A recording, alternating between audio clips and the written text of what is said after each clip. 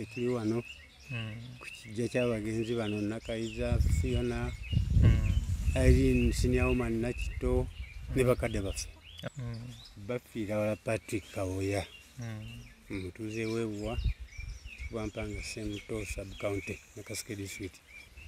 Tuyalibwa maama waffe nga yali ayitibwa Nabwonso Maria. Nabwonso Maria. Taata waffe nga ye Joseph Kawoya. Ali ludda wa? Yasafu Kibirige. Yali ali akolera Nakasero naye gy'asula wa? Masana? Kansanga, asula Kansanga. Okay. Kakati ne kuddako nze bafiira la Patrick Kawoya. Ne kuddako Nakalembe Jessica. Abo bameka. Nakalembe Jessica ye yali mukyala wa Bisegere. Yali mukyala Bisegerwa. Yes. Ne kuddako Senior Woman Nakitto. Ne kuddako Fiona. Okay. Fiona Nakayiza. Ne kuddako omulala oyo basoyo Nakubulwa. Ono Nakubulwa. Asala kawala ka Norway kali nako mu kibuga. Waliyo Rose Nakasujja. Yes. Ne Namugga. Namugga. Okay, kati obudde buno abalamu musigaddewo bameka? Abalamu tusigaddewo bana. Bana gwe nani? Yasafu Kibirige. Nange bafiira la Patrick. Rose Nakasujja. Ne Namugga. Namugga. Jane. Mpozi ate okuwulira obusungu. Obusungu buva. Nga buva ku nnyimba za Irene Nakitto. Senior Woman ng'omukyalo mwazimba mu Kampala. Simba mpita Jack Kizito. Tojjukira mukene gw'oleese. Taata maama teyali atumye taata. Tugenda kugira ki? Okugula mpuuta. Kati munange taata omukuddeeyo yajja na mukene. Akaana weekali. Maama olwagira asiika mukene amuyiwa eri. Kakutwala luyimba. Mukene gw'oleese limanyi. Empuuta gy'otaguze. Olwo. Era ava kwabo bakadde be. New Subs Fashions tukutuusaako ebiteeteeyi kw'ossa abaya, engatto, ensawo z'abakyala, jackets, jeans n'ebirala. Tusangibwa ku Wilson Street ku kizimbe ekya Sunset Arcade ground floor shop number 2. Okututuukako va ku Pioneer Mall otambule ngadda ku Arua Park, yisa ekizimbe ekya Wilson 1 oyite ku Health Link Pharmacy. Kati awo weekoma yambuka amadaala gakuyingize ku Sunset Arcade. Awo ng'otutuuseeko engoye zaffe tuzijja China, Egypt, Vietnam n'amawanga amalala. Omukyala omwambazi omulungi ayambala naffe. Yino Chikaya College School essomero eryegulidde erinnya mu kusomesa abaana ate ne bayita ssomero lya ddene boarding mix y'abawala n'abalenzi senior 1 paka senior 6 balina library science ko ne computer labs byonna bijjudde balina arts ne science subjects co-curricular activities ko ne section y'ebyemikono omuli okusiba enviiri okukanika n'ebirala ebigwa mu kkowe eryo omwana n'ava ku ssomero lino ng'ali self contained kyewuunyisa ensimbi zaabwe zeze zijja mu nsawo ya buli muzadde basange Chikaya Bulenga Mitiana Road okumanya bisingawo noti 757 mukaganya emwemu 57. Okay, muntu wange nkwebaza okubanga okyangoberera nze muzungu David Kadongo kamo music analyst olunaku olwaleero ndi ku kyalo Buwa Kikuba Mpanga abeera Namayumba Nakaseke district. Andina omwami ono nsaba atubuuzeeko mukadde wange saba obuuzeeko ku abatulaba. Abatuuliza musibe mutyanno mwebali emirimu gye mukola. Naffe tuli wano ku kijja ky'abagenzi bano Nakayiza Fiona Irene Senior Woman Nakitto ne bakadde baffe. Okay. Sebo nsaba weeyanjulire abatulaba. Amannya agange bafiira wala Patrick Kawoya. Mutuuze w'ebuwa Bwampanga Semuto sub county Nakaseke district. Okay. Abagenzi bano be Senior Woman Irene Nakitto Fiona Nakayiza be basinga okutegeerekeka balinako oluganda. Nze mukulu waabwe. Gwe mukulu waabwe. Muzaalibwa ani? Tuyalibwa maama waffe nga yali ayitibwa Nabwonso Maria. Nabwonso Maria. Taata waffe nga ye Joseph Kawoya. Okay. Anyway, mwazaalibwa abaana ameka? Mwoyo mama waffe taata twazaalibwa abaana 9. Mwazaalibwa okyabajjukira baganda bo? Mbajjukira. Okay, mulimu ani naani? Jjukira ku mukulu waffe Elia Safu Kibirige. Akyaliwo? Waali. Ali ludda wa? Elia Safu Kibirige yali ali akolera Nakasero naye gy'asula wa? Masana? Kansanga, asula Kansanga. Okay. Kakati nekuddako nze Bafirala Patrick Kawoya. Nekuddako Nakalembe Jessica. Abo bameka. Nakalembe Jessica ye yali mukyala wa Bisegere. Yali mukyala Bisegerwa. Yes. Nekuddako Senior Woman Nakitto. Nekuddako Fiona. Okay. Fiona Nakaiza. Nekuddako Mulawo ye basoyo Nakubulwa. Ono Nakubulwa. Asala kaola kanowe kali nako mu kibuga. Olio Rose Nakasujja. Yes. Ne Namugga. Namugga. Okay, kati obudde buno abalamu musigaddewo bameka? Abalamu tusigaddewo 4. 4. Gwe naani? Elia Safu Kibirige. Nange Bafirala Patrick. Rose Nakasujja. Ne Namugga.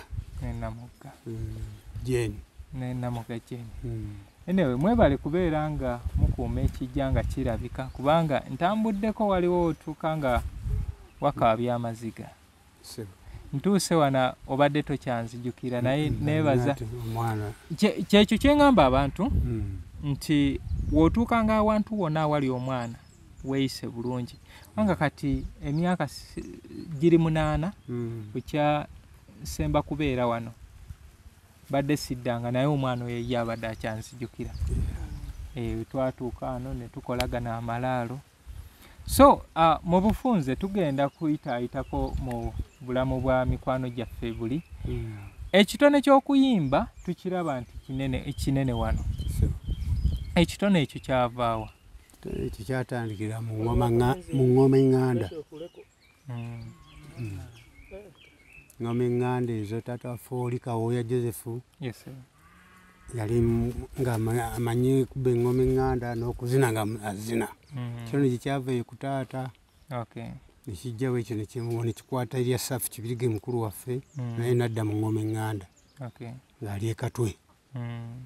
Ne bakuba eŋŋoma abo bonna bagundi. Munankasa. Namunye Nankasa group. Yali group ye Katwe eyo. N'atendeka abayimbi bakubi b'eŋŋoma bangi eyo kati. Abakugu ennyo ate nga ye yakka. Naye kati Elia Safu Kibirige oyo n'atendeka Senior Woman kubanga gye yasomeranga eyo Katwe wuwe. N'atandika okuyimba okumuyigiza amazina n'amuyigiriza amazina ag'Nankasa. Olwava mu Nankasa amaze okukula ng'afunye Ssebaale nga ne bagenda mu Matendo promoted singer. Batandika okuyimbira egyo. Okay. So ate bano Nakasujja bano ba Fiona bo bavaayo batyo kati ba Fiona agenda Senior Woman Nakitto. Nga kugamba katono nnyo Fiona oyo yagenda n'abaana naye ng'amanyi okuzina eŋŋoma Nankasa. Wabulawo omukyala mwerabiddemu ye Katwe n'amutwala ne Roma ng'akyali muto n'amulambuza e Roma. Roma Mwitale. Papa gye yafudde. Kati bwe yadda kuno omukyala oyo n'abeera ne Nakaiza. N'azina Roma Nankasa. Lwamala ng'akuze Senior Woman n'amutwala n'amuyingiza mu bidongo. Kati basala batya okubeera nga bava mu ŋŋoma okudda mu kadongo kamu kubanga ffe twasinga bategeerera mu kadongo kamu? Kati baamala nga bamaze okukula Senior Woman eyo yakuze. Bajja ng'omanyi okuyombayombamu awo obooluganda. Senior Woman n'ava ku mukulu Elia Safu Kibirige nadda kati ng'amaze okufumbirwa Ssebaale.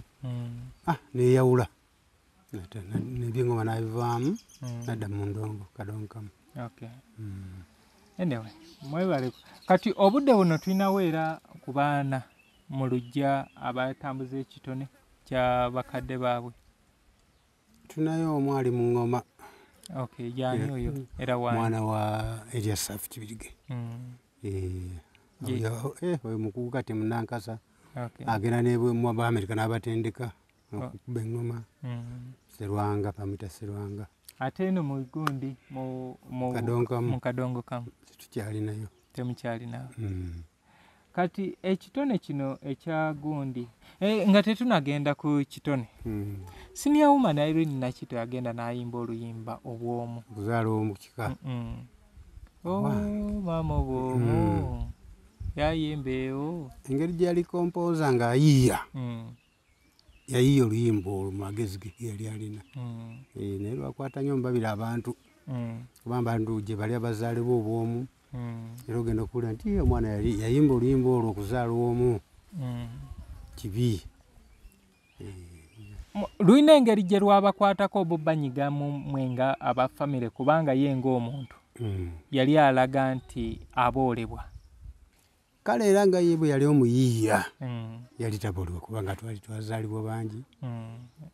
Maama omu taata omu tewali yali amuboola naye ye kati mu kuyiiya kwe n'ayiiya oluyimba olwo.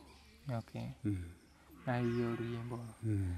Kale tugenda kutunuulira ekibuuzo kyange ekyokubiri. Abantu bano baayimba baagasa ensi. Ennyimba zino ze baayimba oba ebitone byabwe ettutumu lyabwe erina kye lyayongera ku famire oba kye lyabongerako? Tewali. Tewali.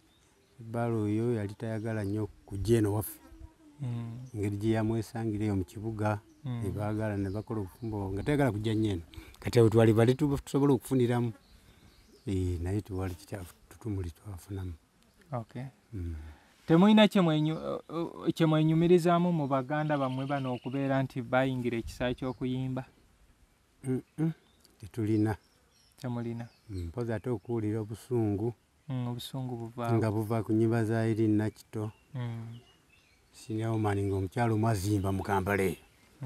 Simba mpita Jack Kizito. N'azeefuga. Naye tolowooza nti Jack Kizito okubanga ayimba ennyimba ezo ayinza okuba nga taziyimba mu bukyamu nga weewaawo wayinza okuba ate waliwo omukyamu? Kubanga nze nasemba okwogerako ne Jackie n'aŋŋamba nze ennyimba Ssebaale yazinguza. Yaŋŋamba oba anoonya fiizi z'abaana. Ffe tetwakimanya wabula n'akaana ke ka Viola oba bwe kaatuke ne kagenda kategeeragana naye kiyinza kumanya. Naye kaali kagamba nti kajja kumuwaabira battunke naye naye tekabeera sirias ne kaddayo wa Sudan kwekolera byako. Anyway, so awo we mutyo we muli. Mulinayo essuubi nti singa bukya kubanga ogambye mwafuna busungu Fred Ssebaale nti obanga tayagala senior woman kubeera nga adde eno naye mwe mwafiisangayooko obudde ne mugendako ewa senior woman? Wange ebintu by'okugenda okukyalakyala mu bakodo bibeera bizibu. Ate ng'abo abayimbi bantu ogendayo ye agenda kujja mu luyimba akuyiyizamu oluyimba akwetoolodde gamba tekijja kubakyalira. Anyway, senior woman bafiisanga akadde ne oba ne bajja kaano ne babakyalirako ne bannaabwe? Jjako ye. Era mu magezi g'amangi ge yali alina nga bwe tulinawo akabi wano agenda okuva wano ng'ayizaawo oluyimba. Mumba mulowooza ali awo yakutte ekitabo ekyazze mu nnyumba ey'eggalide ali mu kubajjako nnyimba ze. New Subs Fashions tukutuusaako ebiteeteeyi kw'ossa abaya, engatto, ensawo z'abakyala, jackets, jeans n'ebirala. Tusangibwa ku Wilson Street ku kizimbe ekya Sunset Arcade ground floor shop number 2. Okututuukako va ku Pioneer Mall otambule ngadda ku Arua Park yisa ekizimbe ekya Wilson 1 oyite ku Health Link Pharmacy. Kati awo weekoma yambuka amadaala gakuyingize ku Sunset Arcade. Awo ng'otutuuseeko engoye zaffe tuzijja China, Egypt, Vietnam n'amawanga amalala. Omukyala omwambazi omulungi ayambala naffe. Agenda kuyiya. Kati tugeze. Mu lugendo lwa senior woman Irene Nakito olw'okuyimba. Alina oluyimba lwe yayimba nga lukwata ku family. Tojjukira mukene gw'oleese. Tata mama tayali atumye tata. Kugenda kugira ki? Okugula mpuuta. Kati munange tata mukuddeyo yajja na mukene. Akana wekali. Mama lwagira asika mukene amuyiweri. Kakutwala luyimba mukene gw'oleese imanyi Mpuuta gy'otaguze. Olwo era ava kwabo bakadde be nga bayimba. Yeah, okay. Anyway, kino ekyo obwongo buno bw'okuyiiya bwali senior woman Irene Nakito ng'obwongo bwali budduka speed. Kaakati okuyiiya okwo kwali kwa taata. Taata waffe oyo yali musajja ng'ali ayiiya ebigambo nga yali mukubi wa moto. Moto. Ng'ayiiya ebigambo ebiyitirivu ebyewuunyisa buli muntu ne bamuwase. Kati okuyiiya okwo kwavaani ku taata. Naye ate no munnaye oyogedde ku kya moto nange ndina abaami bemmanyeeyo ewaffe nga baali bakubi ba moto. Naye nga baazivaamu naye olaba ng'obwongo bwabwe bukola ki? Era budduka speed okukirako obwaffe. Moto ogwo nagwo gwali mulembe ng'amaka agataliimu moto abo bankuseere bamponga byoya. So bw'atyo senior woman n'agira. Watunuulira mu nnyimba za Fiona Nakayiza. Luyimba ki olusinga okukolera? Oluyimba olwo lweggobero simigobero wali nakwaya. Yali true story oba yali ayimba buyimba? Era ayimba bibye ng'ayimba munne be yamuyiza naye ogenda okutuuka nakwaya nga simiri tewaliyo kantu gye bagenda okuziika. Ibinza okuba bagenda okuziika n'akisanga ekintu ekyo naye n'akiyiyamu oluyimba. Ate senior woman Irene Nakito kola kutya ye luyimba ki olwo lw'osinga okwagala mu nnyimba ze? Nnyimba ze zaali zinyuma ate alinamu olwo leero lwe yayimba nga wana mama nabonsa omusega yayonsa kawoya Josefu ye kitange ddala ekitubunya amalya ye olwo. Era nga mama bw'abeera ne kakaseti ke nga lwagala nnyo. Ekitubunya amalya yali true story oba? Kuyiiya kwe.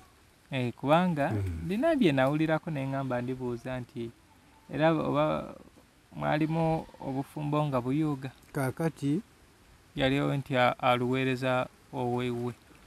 Engeri nebe Nakito oyo yasooka n'azaala abaana Viola ne Lubega. Kati bbaawo oyo n'afa.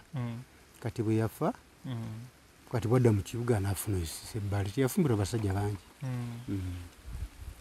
Buyiiya bwe yayiiya ennyimba ezo nga gy'obeera akikolako ng'ate takikolangako. Ian Fred Mbalire Kateeteeyi mwebale kubeera nga mumulaga kituufu. Ono omwana oba muko Dr. Ian. Dr. Bambi. Dr. Ian.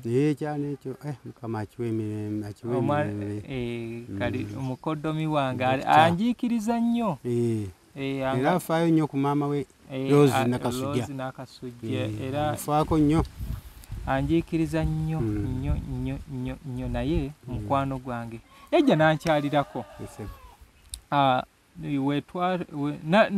Nalina wenva nasanga apaakinze awo. Angamba muko ngambye sigenda akukubira simu. Anga singa nkubye simu wandigambye nti toyina nkoko. N'okola ki n'olema kubeerawo naye nzize nga njagala nkole ki nkugweko bugwe. So bwe tutyo ne tugende waka twava eno ku mulimo ne tugende waka ne tutuula. Angamba muko ekindeese ze ku kiriyalinga ebibadde bigenda amaaso okubuulira mama wange yaani. N'asooka twanyumiza nno ddala emboozi okumala ssaawa ngeezo. Mu ssaawa ey'okubiri wangambya nti kati maama wange anzaala ye senior woman Irene Nakito. Era n'anyumiza kijja kitya senior woman Irene Nakito nga yamuzaala ate nga si nga Nakayiza yamukuza naye nga mwebale ekitegeeza mukuuma ebi abantu abakulu mukuuma ebyama kubanga Ian ali myaka nga 3 wegiba myaka 3 egyo ng'ekyama ekyo mwali mwakyesigaliza twagala kukyanjuluza ekitegeeza mwakitegeerako wali nga senior woman Irene Nakito ali lubuto mwakitegeerako nti olubuto lwalina lwambalire twakimanya naye ffe netugira ki netusirika eddakiika emu Nakayiza nga amufumbiddwa afumbiddwa mbalire kale tekyali kibi lwakuba omu kyamunyiga naye nga senior woman kyamunyiga naye ndaba kyalinga ekimunyigira obwerere kubanga yali agenze ate ono ndowooza yajja naye n'asanga busanze omulenzi yali awo yamufumbirwa kwa jasi mukwano n'afuna olubuto naye nga bebale kubanga bamala nawuliranga senior woman Irene Nakito Fiona nkutumidde ndabira mulamu mbalire mu nnyimba zaabwe ezo yamuyimba baali batera okusisinkana ng'abasatu nani Fiona mu bulamu bwe yakitegeerako nti omwana oyo gwalera wa mukulu we tiyakimanya mwamukisa ekyama nti omwana Dr. Ian Fred Mbalire Kateeteeyi si mwana wa senior woman Irene Nakito ate naye kyakuukibwa nnyo nga kyama ky'abakulu bali kubanga nti ekyama ekyo ndowooza waliwo mukyala wa Hamani Basudde erinnya alinva mu mutwe atali Aisha abeera ku Entebbe Road oyo yali nnyo mukwano gwa Justin Nantume yali nnyo mukwano gwa senior woman Irene Nakito era nti senior woman Irene Nakito wamala okuzaala Ian omwana oyo yamukwasa oyo yamukwasa mukyala wa Basudde oyo owakunte erinnya linva mu mutwe w'oku Entebbe Road kati oyo yagira ne bakola embeera ne bakwata omwana oyo ne bamutwala ewa Nakito Aisha nga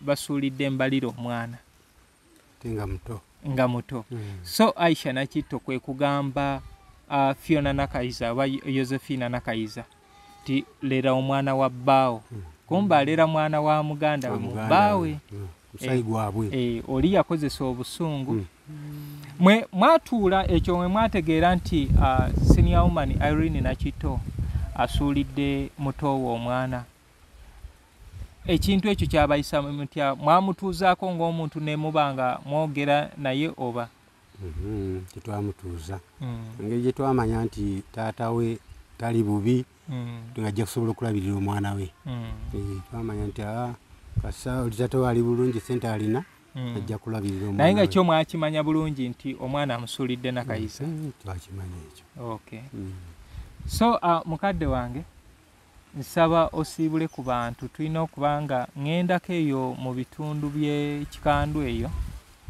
ŋŋenda kubeera nga nkyalirako ate mukulu wa Livingstone Kasozi omanyi kati amatwale gange nasalawo kubeera nga nambulako mikwano gyaffe bangi bagamba mpozi mbu wetujja mu bintu nga bino banaye tukiriyalinga eya bano baganda baffe gwe oba olina kalina zenkanawa oba olina ki era naawe ogenda kubeera mu lusenke oba ogenda kugibwa mu kibuga otwalibwe ku mabbali eyo fena bwe tutyo nze naawe n'oli bano basinya Irene Nakito nga badigida bakyakalaba nga bali obulamu naye simanyi ayinza okubeerawo nga ye president wa Uganda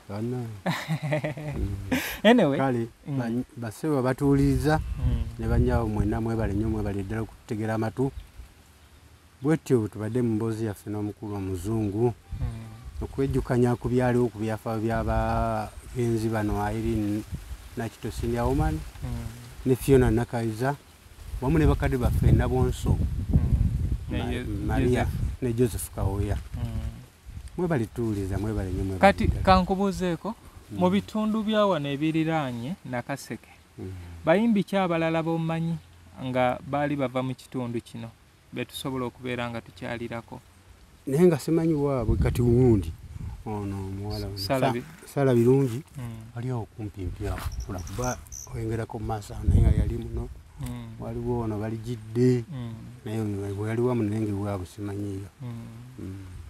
Anyway, ndi mu nteekateeka ndowooza wiiki eno we naaba bitambudde bulungi abatulaba mwabajja okunteekamu amaanyi nze oli wanteerako akakadde nja tambula abantu abo bonna mbanoonye kubanga njagadde ntuukeko ewa ssenga w'abaana Rosette nakubulwa.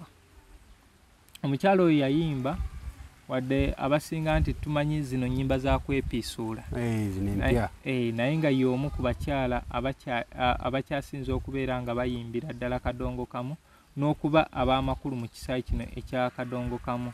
Weewaawo ennyimba oyinza obutazitegeera naye zinoonyeeko ojja mutegeera mpola mpola.